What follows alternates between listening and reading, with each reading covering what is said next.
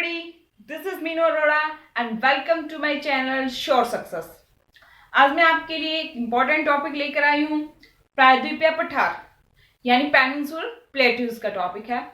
इसके बारे में आज हम इस वीडियो में डिस्कस करेंगे। अगर आपको मेरा वीडियो अच्छा लगे तो इसे ज्यादा से ज्यादा शेयर जरूर करना, मेरे चैनल को लाइक एंड सब्सक्राइब करना ऐसे ही वीडियोस पाने के लिए।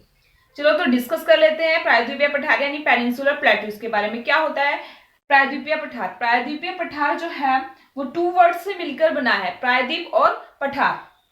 तो मैं आपको बता दूं, प्रायद्वीप का मतलब क्या होता है? स्थल का ऐसा भाग, स्थल का ऐसा भाग जो तीन ओर से किसके द्वारा घिरा हुआ हो, पानी द्वारा, वाटर द्वारा घिरा हुआ हो, वो क्या कहलाता है? वो पार्ट प्रायद्वीप कहलाता है। अब आप देखेंगे हमारा जो इंडिया का साउथर्न पार्ट है, इंडिया का ये जो साउथर्न पार्ट है, ये तीन ओर से वाटर द्वारा घिरा हुआ है। इधर क्या है? बे ऑफ बंगाल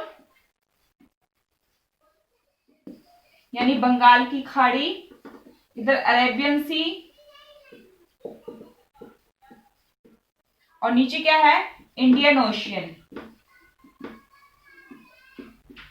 इंडियन ओशियन। तो ये पार्ट्स इंडिया का तीन ओर से जल द्वारा घिरा हुआ है, इसीलिए इसको क्या कहा जाता है? प्रायद्वीप कहा जाता है। अब हम बात करते हैं पठार। पठार क्या होता है? देखो इंडिया का जो नॉर्दर्न पार्ट है वो क्या है? उसमें सारे माउंटेन्स हैं। अब हम बात करें पठार क्या होता है। माउंटेन्स की आप देखोगे जो पीक है वो इस तरीके से होती है, जैसे मंदिर की चोटी होती है ऊपर। लेकिन हम अगर बात करें पठार की, तो पठार जो होते हैं वो क्या होते हैं? सपोज कीजिए ये मेनलैंड है,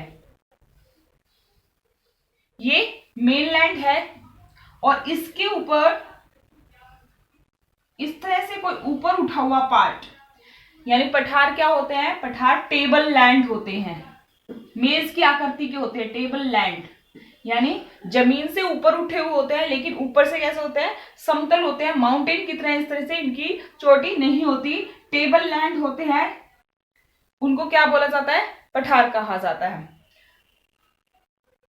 तो आपको ये क्लियर हो गया होगा प्रायद्वीप क्या होता है और पठार क्या होता है। इंडिया का जो साउथर्न पार्ट है इसको क्या कहा जाता है? पेनिनसुलर प्लेट्यू यानी प्रायद्वीपीय पठार कहा जाता है। प्रायद्वीपीय पठार, सबसे पहले क्वेश्चन पुटअप कर लीजिए, प्रायद्वीपीय पठार की आकृति कैसी होती है, किस तरह का लैंड फॉर्म होता है? तो टेबल लैंड होता है, मेज जैसी आकृति का होता है। दूसरा मैं आपको बता दूं कि ये जो है इंडिया का जो साउथर्न पार्ट है प्रायद्वीपीय पठार, ये क्रिस्टलीय, आग्नेय और रूपांतरित चट्टानों से मिलकर बना है। कौन कौन सी चट्टानों से मिलकर बना है? क्रिस्टलीय शैलों से, क्रिस्टलीय शैलों, आग्नेय और रूपांतरित। इग्नियस, रूपांतरित, इनके बारे में आपको पता होगा। इग्नियस शेल, आग्नेय, sedimentary and metamorphic. 7th class में आप इसके बारे में पढ़ के आए होंगे कि इग्नियस सेल क्या होती है। सबसे पहले इग्नियस बनती है ज्वालामुखी के जब विस्फोट होता है तो उसके अंदर से जो लावा निकलता है, लावा के ठंडे होने से क्या बनती है? जो शेल बनती है उसको इग्नियस शेल कहते हैं। फिर होती है सेडिमेंट्री। सेडिमेंट्री जब उसके ऊपर प्रेशर लगता है, टेम्परेचर हाई कभी हो रहा है कभी लो हो रहा है, वो टुकड़ों में डिवाइड हो जाती है, छोटे छोटे टुकड़े हो जाते हैं, तो उसको क्या बोलते हैं?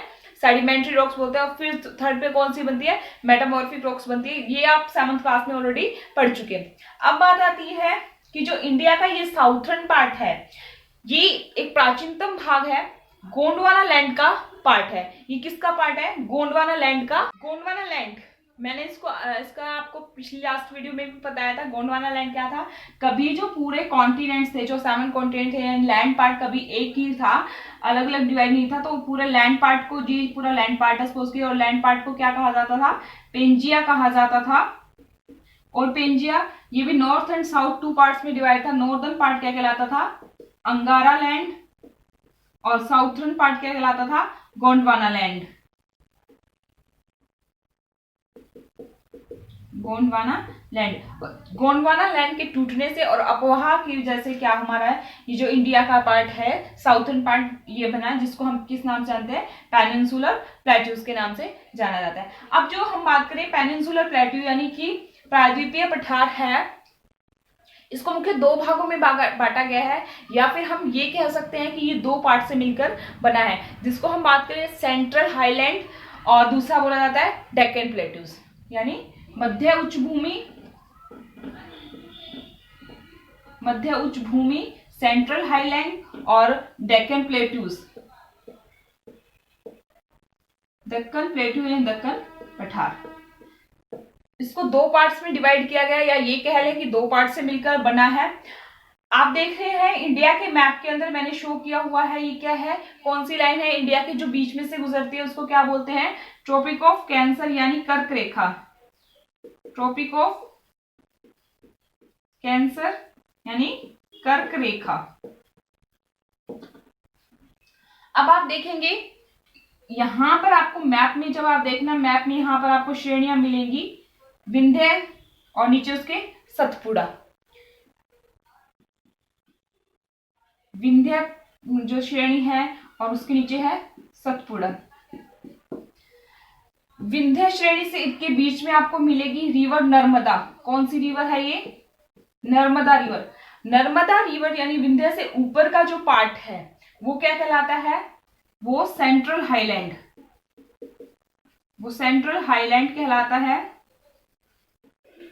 या मध्य उच्च भूमि इसको आप कह सकते हैं, मध्य उच्च भूमि कहलाता है सेंट्रल हाईलैंड। इधर कौन सा है, अरावली।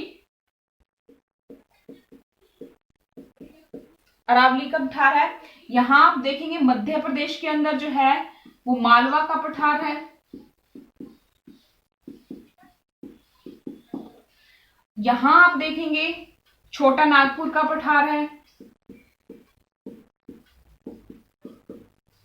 छोटा नागपुर पठार।